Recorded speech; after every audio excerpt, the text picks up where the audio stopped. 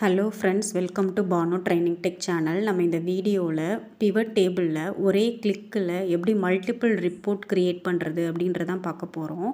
வாங்க வீடியோக்குள்ளே போகலாம்.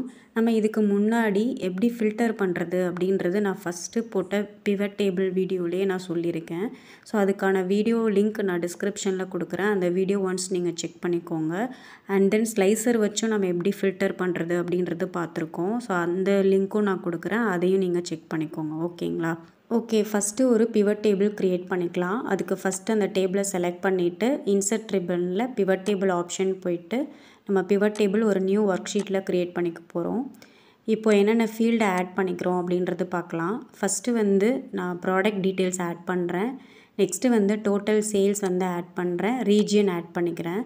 இப்போ அந்த ரீஜியன் என்ன பண்ண போகிறீங்க அப்படின்னா, ரிப்போர்ட் ஃபில்டர் அப்படின்ற அந்த பாக்ஸில் ட்ராக் பண்ணி கொண்டு போகிறோம். ஓகேங்களா? ஸோ இப்போது இந்த 3 ஆப்ஷன் நம்ம வச்சுருக்கோம். ஸோ இப்போ நமக்கு பிவட் டேபிள் க்ரியேட் ஆகிடுச்சு.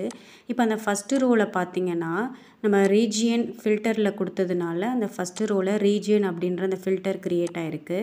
இப்போது அதில் என்னென்ன ரீஜியனோ அதை மட்டும் உங்களுக்கு காமிச்சிருக்கு. இப்போ நான் நார்த் ரீஜியன் கொடுத்ததுமே நார்த் ரீஜியனுக்கான ரிப்போர்ட், அண்ட் சவுத்துன்னு கொடுத்ததுமே சவுத்துக்கான ரிப்போர்ட், அதே மாதிரி வெஸ்ட்டுன்னு கொடுத்ததுமே வெஸ்ட்டுக்கான ரிப்போர்ட்.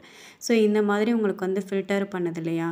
இதுக்கு பதிலாக எனக்கு இந்த 3க்கான ரிப்போர்ட்டுமே தனித்தனி ஷீட்டில் வரணும் அப்படின்றதுக்காக இப்போ நான் அகெயின் அந்த ரிப்போர்ட் ஃபில்டரில் ஆல் அப்படின்ற ஆப்ஷன் வச்சுக்கிறேன். அதாவது ஏன் ஆல்ன்ற ஃபில்டர் ஆப்ஷன் வைக்கிறோம் அப்படின்னா, அப்போ தான் நமக்கு எல்லா ரீஜனுமே உங்களுக்கு தனித்தனி ஷீட்டில் க்ரியேட் ஆகும். ஸோ அதுக்காக அங்கே ஆல் அப்படின்றது க்ரியேட் பண்ணிக்கிறோம். ஸோ இப்போ பிவட் டேபிளில் எங்கேனாலும் கிளிக் பண்ணிக்கோங்க. கிளிக் பண்ணிவிட்டு பிவட் டேபிள் டூல்ஸுன்ற ஆப்ஷனுக்குள்ளே போங்க. அதில் ஆப்ஷன்ஸுன்ற ரிப்பனில் லெஃப்ட் சைடில் பார்த்தீங்கன்னா ஆப்ஷன்ஸுன்ற ஆப்ஷன் இருக்கும்.